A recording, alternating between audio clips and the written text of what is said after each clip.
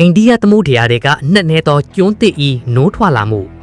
မနိညကအိန္ဒိယသမုဒ္ဒရာရဲ့ရေအောင်အနှက်ပိုင်းမှာပြင်းထန်တဲ့ငလေလုတ်ခတ်မှုနဲ့အတူရေအောင်မီးတောင်တစ်ခုပေါက်ကွဲခဲ့ပါတယ်။အဲ့ဒီနောက်ဒီနေ့မနက်မှာတော့မော်ရီရှက်ကျွန်းစုအနီးမှာအရင်ကမြေပုံပေါ်မှာမရှိခဲ့တဲ့အေယာမကျွန်းသစ်ကြီးတစ်ခုရုတ်တရက်ပေါ်ထွက်လာခဲ့ပါတယ်။ပူနွေးနေဆဲဖြစ်တဲ့ဒီကျွန်းရဲ့မြေစည်းလွှာတွေထဲမှာကမ္ဘာပေါ်မှာရှာဖွေရခက်ခဲတဲ့ရှားပါးတထုထက်တွေအများအပြားပါဝင်နေတယ်လို့ကနဦးဂျိုတုတိုင်းတွာချက်တွေကသိရပါတယ်။အခုဆိုရင်ကမ္ဘာနိုင်ငံအသီးသီးကသိပ္ပံပညာရှင်တွေဟာဒီနှစ်နဲသောကျွန်းသစ်ကြီးကိုလေ့လာဖို့အတွက်အပြိုင်ဆိုင်ပြင်ဆင်နေကြပြီးဒါဟာတဘာဝတရားကပေးတဲ့ယေဒနာတိုက်တစ်တစ်ခုဖြစ်လာမလားဆိုတာစောင့်ကြည့်ရမှာပါ။ပွဲစိတ်တို့၏လူ့ဘတ်စကားတန်ကို AI ကဘာသာပြန်နိုင်ပြီ။လူသားတွေနဲ့ဒရစ်ဆန်တွေကြားဆက်သွယ်နိုင်ဖို့ကြိုးပမ်းချက်မှာဒီနေ့ဟာတမိုင်းဝင်နေ့တစ်နေ့ဖြစ်ပါတယ်။သိပ္ပံပညာရှင်တွေဟာ AI နည်းပညာကိုအသုံးပြုပြီးကိုယ့်ရဲ့စိတ်တို့ကြားဓာတုအချက်ပြစနစ်နဲ့ခန္ဓာကိုယ်တုန်ခါမှုတွေကိုလူသားတွေနားလည်နိုင်တဲ့ဘာသာစကားအဖြစ်အောင်မြင်စွာပြောင်းလဲလိုက်နိုင်ပါပြီ။အံ့ဩစရာကောင်းတာကတော့ကိုယ့်ရဲ့စိတ်တွေဟာအစားအစာရှာဖွေဖို့တင်မကပဲ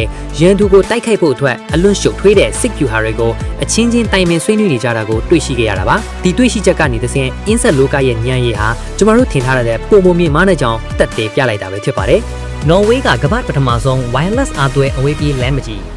လျှက်စစ်ကားပိုင်ရှင်တွေအတွက်အိမ်မက်တစ်ခုလက်တွေ့ဖြစ်လာပါပြီ။နော်ဝေးနိုင်ငံမှာကီလိုမီတာ100ရှည်လျားတဲ့ကမ္ဘာပထမဆုံး wireless charging highway ကိုဒီနေ့မှာစတင်ဖွင့်လှစ်လိုက်ပါပြီ။ဒီလမ်းမကြီးရဲ့ထူးခြားချက်ကတော့လမ်းမျက်နှာပြင်အောက်မှာနေအောင်ကြီးစွမ်းအင်သုံးအားသွင်းစနစ်တွေမြုပ်နှံထားတာကြောင့်ကားတွေဟာလမ်းပေါ်မှာမောင်းနေနေတဲ့ဘက်ထရီအားပြန်ပြည့်နေမှာပါ။ဒါကြောင့်အားသွင်းဖို့အတွက်ဘယ်နေရာမှာမှရပ်နားစရာမလိုတော့ပဲတစ်ဆက်တည်းမိုင်များစွာကိုမောင်းနေနိုင်တော့မှာဖြစ်ပါတယ်။ဒါဟာကမ္ဘာတည်ယူပို့ဆောင်ရေးသမိုင်းမှာလောင်စာစီကင်းစင်တဲ့ခစ်တစ်တစ်ခုကိုလမ်းဖွင့်ပေးလိုက်တာပါ။လက်ကဘာပေါ်ကရှေးဟောင်းရေခဲတွင်းကြီးနဲ့အာကာသအခြေချ၏မျောလင့်ချက်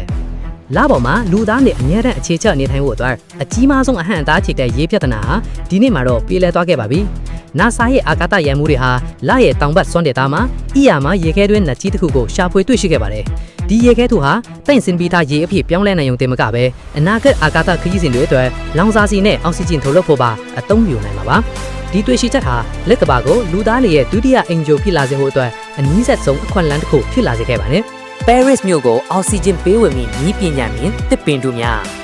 ပြင်သစ်နိုင်ငံ Paris မြို့ရဲ့လမ်းမတွေပေါ်မှာအစိမ်းရောင်တစ်ပင်တူကြီးတွေဒီနေ့စတင်ပေါ်ပေါက်လာပါတယ်။ဒါတွေကတာမန်အလှပြတစ်ပင်တွေမဟုတ်ပါဘူး။ Bio hybrid trees လို့ခေါ်တဲ့ဒီစက်ကရိယာတွေဟာရေမော်နည်းပညာကိုအသုံးပြုပြီးလေထုထဲကကာဗွန်ဒိုင်အောက်ဆိုက်ကိုတဘာဝတစ်ပင်တွေထက်အဆပေါင်းများစွာပိုမိုမြန်ဆန်စွာစုပ်ယူနိုင်ပါတယ်။တစ်ပင်တစ်ပင်ဟာတဘာဝတစ်ပင်အပင်1000ကျော်ရဲ့လေထုတန့်ရှင်းနိုင်စွမ်းရှိလာကြောင်းလူဦးရေထူထပ်တဲ့မြို့ကြီးတွေမှာလေထုညဉ့်ညမ်းမှုကိုအမြန်ဆုံးဖြည့်ရှင်းပေးနိုင်မယ်အနာဂတ်ရဲ့ဖြည့်ရှင်းချက်တစ်ခုဖြစ်လာပါတယ်။အသစ်တင်တိုင်းတွေ့ရအောင် channel လေးကိုအပ်ပေးကြပါ